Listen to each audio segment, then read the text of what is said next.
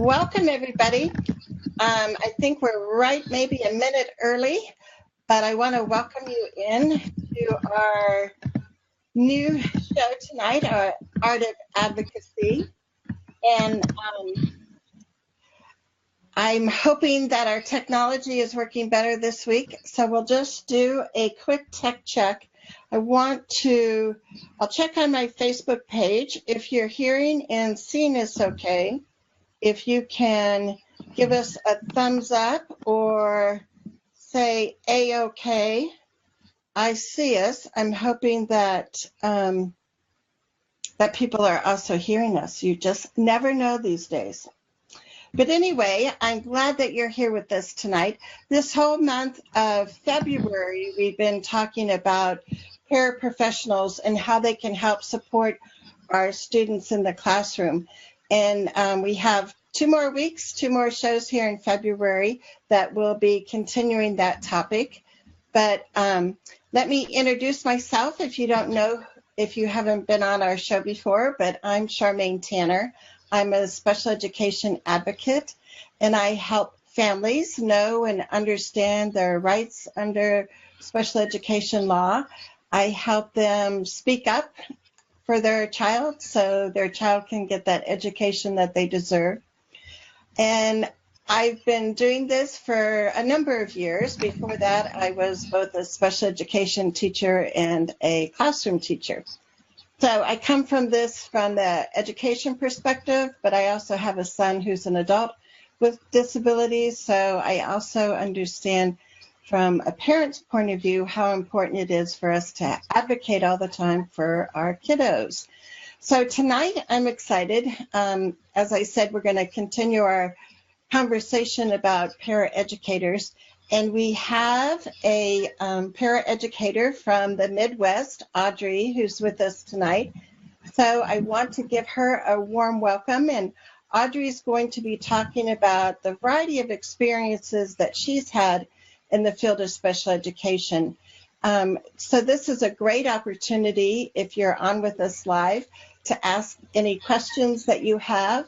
And we'll make sure that either one of us will respond and answer those questions. If you aren't able to be with us live, this stays up as a replay on my Facebook page, so you can come back later and make comments or questions. So we will get started. And Audrey, thank you for joining us. I'm so excited. Audrey and I have been friends on Facebook, but we've never met in person. So this is our first face-to-face meeting, right, Audrey?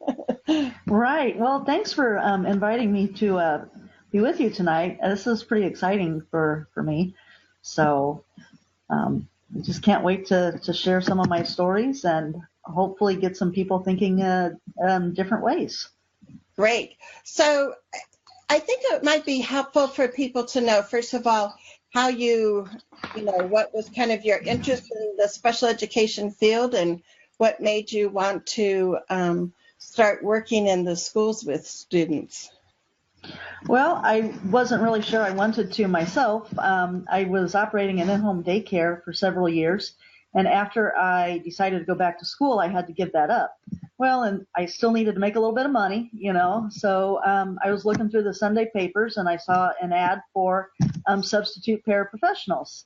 Well, they called us teacher assistants back then, but I prefer the paraprofessional term anyway. So I called them. They said, sure, we'll put you on the list. And so many days later, I got a phone call, and I subbed twice, and then in 2 different locations. And then one of the persons I had subbed for at one time, the first time I subbed, she decided to quit, and they just called me out of the blue and said, would you want to work full time? So I'm like, sure, why not? I was going to school nights anyway. So that's how I ended up into it, and found that I really have a passion for working with kids that do not have a communication system. I feel like they're the most misunderstood group of people, and they need somebody to help them be their voice. So, and now I've gone back to school again, and hopefully become a special ed teacher. So that's kind of what I'm hoping for. Well, I think you'll have, I think you'll bring a rich background to that. And I don't know the state that you live in, but I know in the states out west, they're always looking for special education teachers. So hopefully, I'm sure there'll be a job waiting for you. There's a shortage here too. I'm looking more for an inclusion facilitation type of position when I get done. Cool. So that's where I think the kids need to be. Yeah, I totally agree. And we have a friend of mine is on with us, Leona. She lives out in more of the eastern part of Idaho. And Leona has a son who uses a communication device. So I was just typing in here to make sure that she can hear us. So Leona, if you can hear us, if you want to give us a thumbs up. Because last week I was like talking and all of a sudden I got this text from somebody and they're like, we can see your mouth moving, but we don't hear you. I don't want that to happen again. But let's see. Oh, and my other friend Erica's on. Great. Erica's here and she said yes. She's the one that texted me last week. But so I know you're interested in, providing support for students when they're included in general ed classrooms. And my guess is probably when you first started your profession of being a paraeducator, that probably wasn't true. Is that accurate or? Yes, they hired me to be a one-on-one for a young man with autism, and he and I learned so much from each other. I wasn't quite sure, if I would be able to keep working there with him. Things were very difficult. I was being hit on a daily basis, having my hair pulled, pinched, and, the whole thing. But he graduated 5.5 years after I started. And then after he graduated, my job description kind of changed a little bit. I started going to a couple of classes with some of the kids, and I don't typically like to use the terms, but, higher functioning and lower functioning, but just to give you an idea, we had a higher type functioning kids. And so having them go into gen ed wasn't that far of a stretch, but I saw some really cool things going on when I did go with them. And then, but I knew we had a lot of kids coming up that didn't quite have those skills and that level of attention and things like that. So I started going to workshops and finding out some more about how I can help them best in the gen ed environment. And Douglas Fisher from San Diego and Karen Sachs was one of the first ones I went to and heard. And don't quite have the exact words, but the basic gist of it was, why do kids with disabilities not have the right to go to class and forget what they learned just like everybody else? And that was kind of like my aha moment. I'm like, yeah, why don't they? So ever since then, I've been in gen ed with them.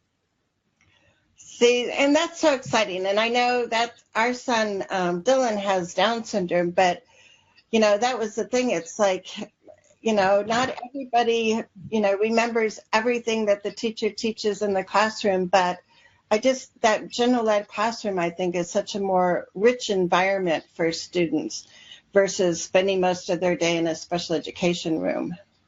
Mm-hmm. Especially with the language rich and the content rich, you can't recreate that somewhere else. Right. So what did you find as far as, my guess is, probably different teachers, classroom teachers reacted differently, but, what did you find when you were supporting the students with, kind of significant needs in the classroom? How were they welcomed or received by the general ed teacher? Well, like you guessed correctly, there was a wide range of responses, ranged all the way from, well, if you'd asked me, I wouldn't have given you permission before you put him in here, to, okay, that's fine as long as somebody's with him. I'm good with that. It's a very rare gen ed teacher in the school I'm at that would accept them for who they were and appreciate them. Not that they didn't, but that they just didn't understand how to interact with them or what to expect of them. And And unfortunately, I think my support actually was a detriment, because it was like, well, if she's with them, then I don't have to do anything. So, Right. but I'd still rather they have the gen ed access with me doing any modifications or accommodations, as opposed to not being allowed to go. Right. So. Right. And how did their parents feel? Did you have to, because I think sometimes parents are worried and they feel like that special ed room is going to be that safe place. And so they're kind of apprehensive about their kids going to gen ed. And did you find that from parents, or were they pretty excited about that?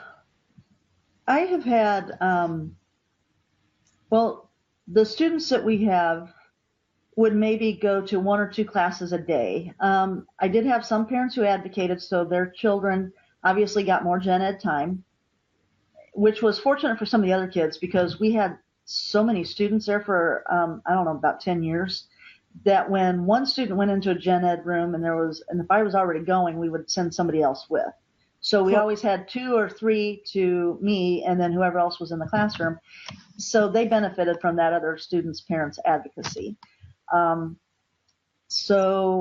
had some parents say, well, I don't know why my kid's in this class because they can't do the work. Well, I understand they can't do it the way it's presented on the sheet of paper, but there's things like modifications and accommodations. And even if you just take the worksheet home and you work on it with your child, your son, your daughter, just reading the terms to them, explaining them to them in ways that they might be able to understand, something's going to stick somewhere along the line. But I think a lot of one of the most favorable responses I got from one of the parents was, I didn't know my daughter knew so many people. Huh. Well, when she goes to 2 or 3 classes a day and you go out in the community, she's going to run into these people. Right. And, and she did. And everybody's like, well, hi, how are you? And Mama's like, who are you and why are you talking to my daughter? And, and it's like, well, they go to school together. They like her. So, it can be difficult, but there's a dignity of risk. You have to give your kids that option to try. And if they fail, they fail. If they get in there and they succeed, then think about what you've given them. For example, one of my students went to an algebra class. I've only had one student go to any gen ed math class, and this one particular young man did 2 years of algebra, and I only supported him for the first semester. And he got A's. He understood the concepts. But it's a freshman level class. And I am in a high school, by the way. So it was freshman level class, and he was a junior before I could convince people to let him try. So, he did great. So, in that confidence boost I thought, did him wonders. So, there was a lot he could do. I know. And I like that, as far as that dignity of risk and just believing in our students that they can probably do a whole lot more than sometimes people give them credit for. And what a wonderful opportunity it is for you to be able to see those changes and those kind of light bulb moments go off for kids, as you're working with them in their high school classes. It's just incredible. I go back and I tell people stories all the time. One of the workshops I have gone to was Patrick Schwartz, and one of the things he said, that a role of a paraprofessional is to be the advocate for that student. And one of the things I try and do, and I don't want this to offend anybody, but I try to humanize the student, because I think so many people think of them as being so different from everybody else that it's hard for them to feel some sort of a rapport. I had one young man who broke his wrist one day, and some of the kids in PE were asking, well, where is he? What happened to him? Where's he been? Well, he broke his arm, broke his wrist, whatever he broke. And I said, yeah, he was riding his 4-wheeler and ran into the house. And I'm like, and these kids are like, really? He rides a 4-wheeler? Oh, yeah. Well, he may not now, but yeah, he's just like you. He likes to do that kind of stuff too. So, putting things in perspective. I had a gen ed teacher one time tell me, this one young lady I worked with, it was frustrating to try to understand her. And I told him, I said, as frustrating as it is for us to understand her, can you imagine how frustrating it is for her to try and have somebody understand what she's trying to say? Because devices can only go so far, and she was typing away in her iPad, her Prolo Quoto Go, and chocolate milk. Okay, well, I want chocolate milk. You had chocolate milk, what verb are we getting with chocolate milk? Do you want to take it home? There were just so many options, and and every time we'd guess and it wasn't right, she would just get more and more frustrated, more and more determined as well, so that she did want us to understand. And, and I think he thinks about it now in a little different way, just because that girl was in his classroom. So, I bet. And, and that's what I think people often look at too, is like, all of these students are going to be future, teachers, doctors, community lawyers, speech language paths. Yeah. And now, they do have experience with people with disabilities, and they do understand that, there's a lot of strengths and a lot of gifts that they have. And so hopefully that will turn things around when our students are adults, and there'll be more employment opportunities and things like that for them, Exactly. And I tell people that all the time. You never know who's going to be the next person who can develop a communication system. And we had a student several years ago try a Toby, which is an eye gaze device. Didn't have much success with it, but I think if we had had a trial period longer than what we were allowed, we might have had more success. But someday, somewhere, somebody's going to make a system or create a system that will open up the doors of communication for these people. Right. So, right. And I think, if you look at, like some of the people with autism or things like that, I think, that they would understand what it was like maybe earlier in their life when they didn't have that opportunity for communication. And I just wonder what kind of communication device that they would invent, because it might make a lot more sense than the typical people these days manufacturing the devices. So that would be interesting to see, what they would put on a communication device. Right. Well, I've gotten a lot of insight from listening to Carly Fleischman and Sue Rubin and I think Nathan Trainer, and who's the other one? Peyton Goddard. Just seeing things from their perspective has been phenomenal in trying to, putting yourself into somebody else's shoes and see what it's like. Right. Yeah, and Sue did that excellent video several years ago. I think, is it called Autism is a World? Yes. So if people haven't seen that, I'm pretty sure you can go on YouTube and just type in the title, Autism is a World, and that's a great film. I know I've heard her speak in Denver at the Peak Inclusion Conference, and I just find, like you, that we learn so much from people with disabilities, and especially adults have so many lessons that we can learn. I don't know if you heard my Facebook Live show. I interviewed Stephen Hinkle, who he knows Doug Fisher from San Diego, but Stephen talks about that hidden curriculum, and he and I had a conversation about that when I met him in Tash in December. Oh, cool. So very interesting young man. Wish I had a chance to talk to him a little bit more, but we were on our way to different sessions after the one we were at ended. Right.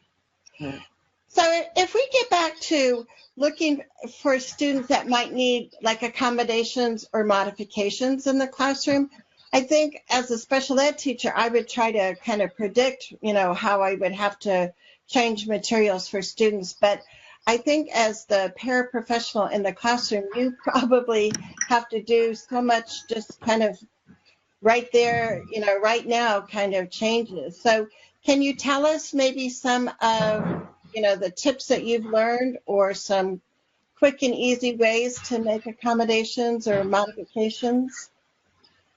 Well, I find just having a piece of paper handy is helpful. Just drawing pictures real quick, or writing couple of key phrases. I use some for behavior. I have a young man with Down syndrome who likes to tell people secrets right now. But when it goes up to their ears, it's not very secretish because it's not very quiet. So, I'll use a happy, sad face and ask him, which is it that he wants? And he'll always tell me the happy face, and I'll either gesture that he's got to sit down or gesture that he's got to be quiet. Or, I do a lot with gestures. I don't want to try and make them stand out any more than they already do. And I try to be off on the side as much as I can. That's difficult to do sometimes. A lot of things I do. Let's see, what else do I do? If we just get a worksheet, then I will change some of the questions, or I'll get another piece of paper and I'll write the questions on it. And then I'll give them a correct response and an incorrect response that they'll have to choose from if there's a test. Or let's say, what's the main idea of this paragraph? I'll read the paragraph to them. I may depending on how long it is or how difficult a passage it is, I'll paraphrase it, summarize it a little bit. And then I'll say, is it A, is this what we're talking about here? Or is it B, this is what we're talking about? And then they can either write it if they're able, or they'll circle it, or they'll point and I'll circle it. It just depends on who I have and what their skills are. Right now I have a young man with autism with some extreme fine motor issues, and we're in art class and they're doing a gridded shade drawing. Well, that's going to be very difficult for this particular student. So what I have done is I had him find a picture that he wanted on the computer, and we blew it up as big as we could, and the art teacher has made a color copy of it as big as he could, and we gridded it out, and we're going to cut it apart, and he's going to just glue it back on as opposed to drawing his own. So isn't that neat? So sometimes I have these ideas that come right away, and then other times I'm like, why didn't I think of this like for this particular student way back when? But I figure at least I got it now. It's in my repertoire, and I can pull it out whenever I need it again. So I carry a bag around with me. I carry paper with me. I got Post-it notes. I got markers. I have a tablet. I try, if it works, I try and use it to pull something up, a picture, to go with what we might be talking about in class. Got 2 students in history class right now, and we're talking about civil rights movement. So we're looking at pictures of segregation and Jim Crow laws and things like that. So I always keep the Chromebook or a tablet up with pictures so that I can talk to them about them while there's note taking going on. If there's notes being taken, I'll take notes for a lot of them, but I find kids are more engaged if they can do something themselves. So in history, the teacher has a Google Classroom, and I'll print off the slides, and then I will go in and I'll modify them. I'll take some words out and put some lines in, and then I'll make 2 copies, one with lines, one without, and then the kid has to highlight the words that are missing, and then he has to follow along with them when they're talking about it in class. And I found that cuts down quite a bit with behaviors. I bet. That's a great idea. So, yeah, and I think students, I know for our son, the para would help, figure out like what the big ideas were, what the main concepts were, and so Dylan would be responsible for learning some of the content, but not to the depth that maybe the other students were. But, he would come home and talk about what he learned in school, or if he would see on the news, about a tornado, he would talk about tornadoes from his science class. So that general background knowledge that kids get in general ed classes can not be duplicated in special ed rooms, Right. Exactly. That was one discussion that was had at one point. Well, if the kid likes history so much, then just teach him the history stuff in the special ed room. Right. Well, that's one way he can access the curriculum, but we are not the history teachers. We're not the what do they call them? The highly qualified teacher Right. to provide that instruction. So, but we kept him in a classroom. That was one of those ones where the teacher's reaction wasn't very favorable. But we managed to keep him and another student in, and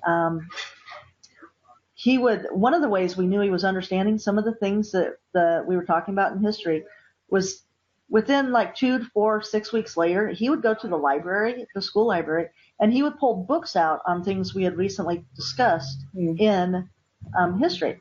He pulled out books on fascism after we had talked about the Cold War and communism. So he has some level of understanding.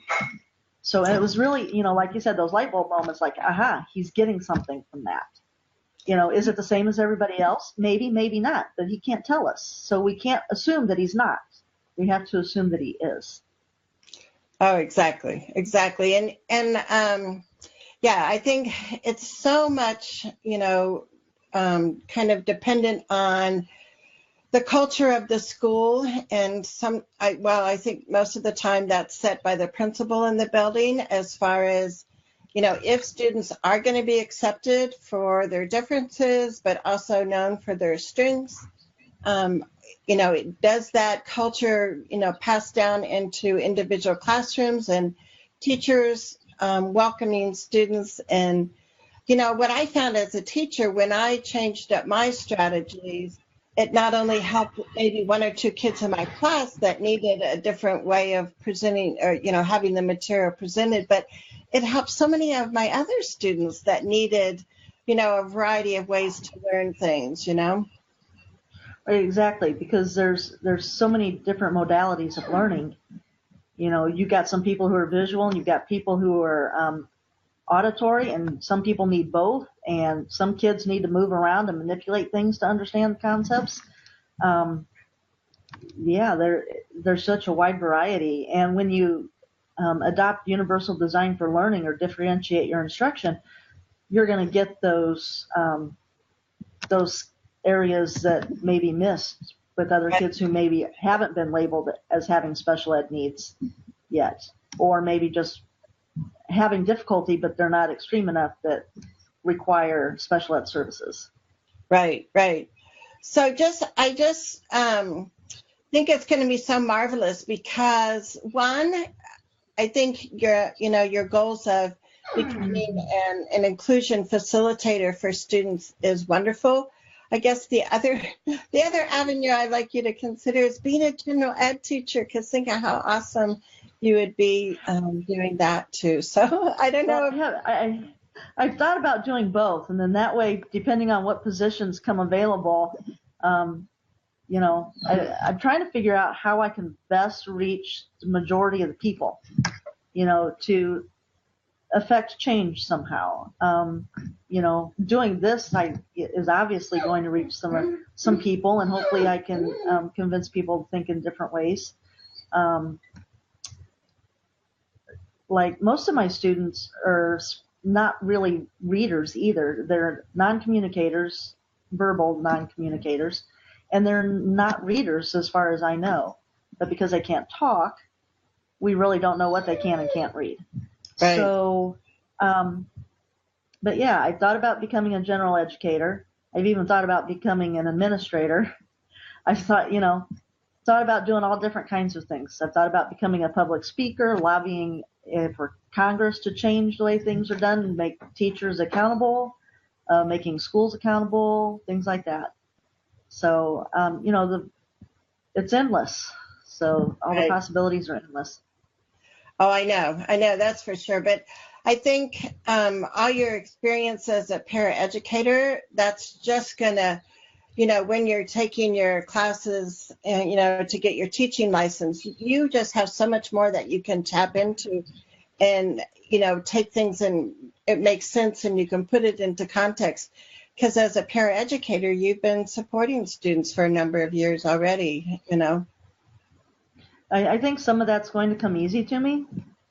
but there's a lot of other things. I haven't been in a rigorous learning environment like what college is going to be in many, many, many years. I'm going close to hitting another decade, and and it's not. I mean, I'm not worried about being the oldest person in the class, but doing a student teaching at my age, trying to find a rapport with some of these kids, the gen ed kids, that's kind of daunting a little bit, but I do, and like you said, administration and teachers set the tones for acceptance and tolerance and things like that, and I'm pretty sure I can do that. Right. And the classes where the kids are most successful are the ones where the teachers are like, okay, it's no big deal. He's in here. So what? And it's pretty amazing to see it. It's one thing to see it, and it's one thing to hear it, but to actually feel it, to feel proud of the student, and when the student understands it and they're proud of themselves, that's where it becomes much more meaningful. But and I just feel kind of bad for some of the people who, for whatever their barriers are in their ways of thinking, don't understand that. Right. I say this to my coworkers all the time. It isn't rocket science, and it's so rewarding, and it's such a light bulb moment that goes on. And those successes seem small to some other people, but for this kid, it's huge. So, and what a difference. I mean, and to think that, so a lot of them probably haven't had a lot of success in those wonderful opportunities, maybe in elementary and middle school. So for you to be able to help them, and for us not to give up on students when they're in high school, I think sometimes parents or teachers might think it's more difficult to include students at the high school level. But what I found is there's so many classes for students to pick from that it's easier because we can identify, the students' strengths and match up a class that's going to be something that they're interested in, Right. And then scheduling is so much easier too, because if the class isn't available at this particular time, another teacher may teach at a different time. The literature classes, the English classes, and the math classes, science classes, they're 8 hours a day, 5 days a week. You're going to find time somewhere that you can take a class. Right. And, where I work, there's kind of a common trend that the kids only go to the specials type classes, arts, computer, PE, those kinds of things. So things, in my opinion, have gone backwards just a little bit, because that's where most of the students I have right now are. But I have had them, like I said, in algebra, history, science, geography, civics, literature class, humanities class, psychology class. But it's a struggle sometimes with those core college-ready, college prep classes to get students with the moderate to significant disabilities in. But don't let that worry you. I mean, if I have a message for people, instead of saying it won't work, try and figure out, well, what do we need to do so we can make it work? There's so many little things you can do to make a student so much more successful if you just change the way the thought processes work. Instead of saying, well, they can't do this, the gap is too big, they don't know how to read. Well, so just ask yourself, what kinds of things can you do so that they have the materials in front of them? What kinds of things can you do to have them practice their writing? What kinds of things can you do to have them practice their word recognition, their vocabulary terms? Just thinking of it in a different aspect can go a long way towards success for these students. Oh, exactly. And then the other thing I think about, that another question I had that I hear sometimes when I'm helping parents advocate for their children, is that communication between school and the parents. And I know in a lot of elementary schools, they have that, a back and forth notebook where you'll have a communication log. And sometimes in middle school and high school, that becomes like their agenda book that they use or something. But do you have any tips or have found effective ways to communicate with the parents so they know what their children are doing at school and how they can maybe have a conversation about that at home or, Right now, I text a lot of the parents and let them know, hey, they played wiffle ball in PE today, or oh, they have a free lab in foods tomorrow. They need to bring these ingredients. So, I do texting like that. Some of my students, one of my students has an iPad with a note section, the Notepad app, and I'll type some things in there and send home to his mom. And then I'll follow up with a text saying, hey, check the notes because there's some stuff there. I take pictures on his device. I said I took a video last week of him making stir fry and foods. I do that with the ones who have the devices that go back and forth. Unfortunately, I think there's only one or two students that have their own, so that's kind of difficult. But Facebook messages sometimes.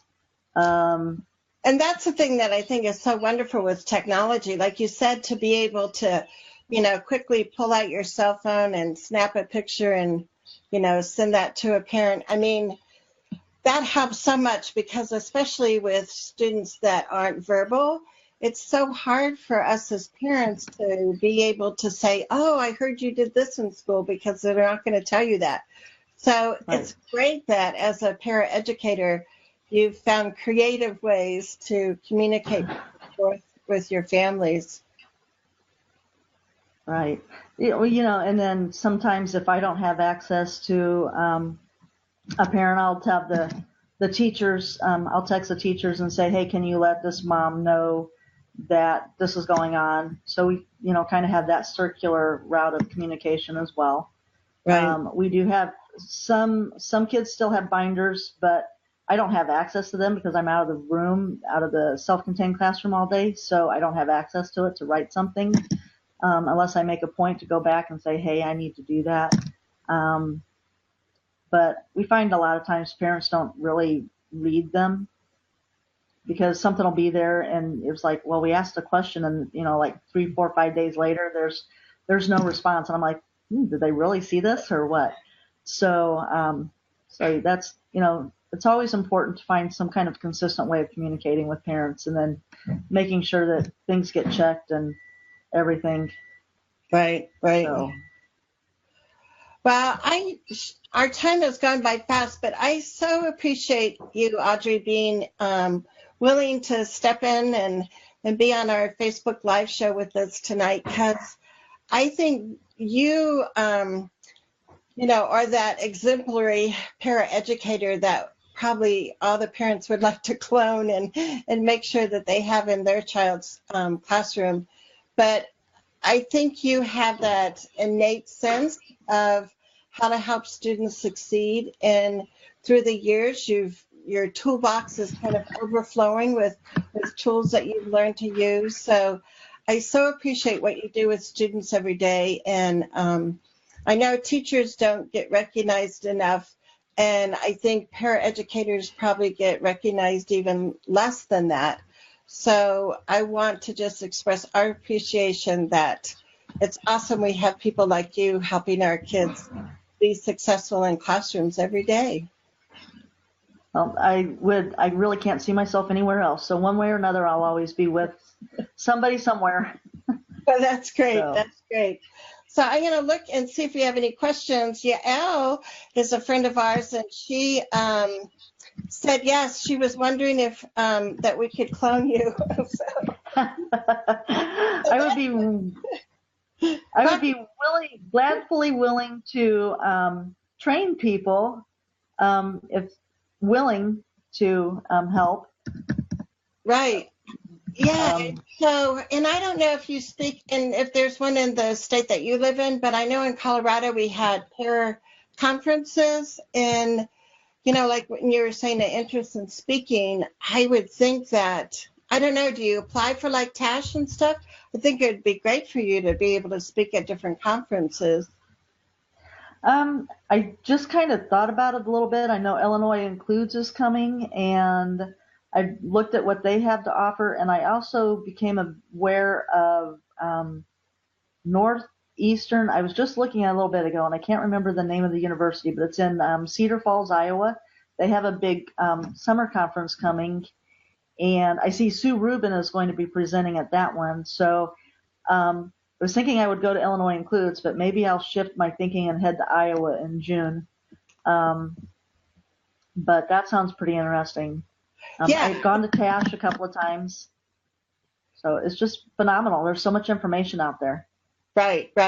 And I think that that's also probably unique. I don't know how many other paraeducators, maybe they don't feel that confidence, but I would like to see more paraeducators at conferences and have them included more. I think so many conferences are kind of marketed to parents and or teachers. But a lot of times I'm not sure paras, I think the teacher goes off to the conference and the para's left behind to work with the kids. That could be. I've made it a priority for me to continue going to conferences.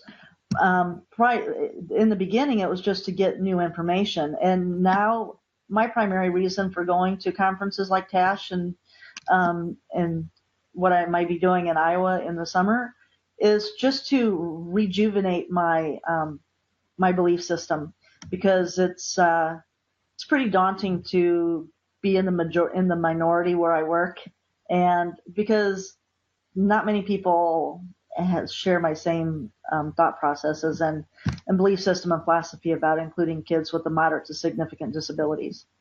So it's nice to be with like-minded people, and I can just get some of their energy, and it just keeps me going. Oh, so. I bet. Well, I was going to show people, there's other videos that we've done this month for the topic of paraeducators. So let me see if I can pull this up. But what I wanted to show, I'm not sure it's going to show for us.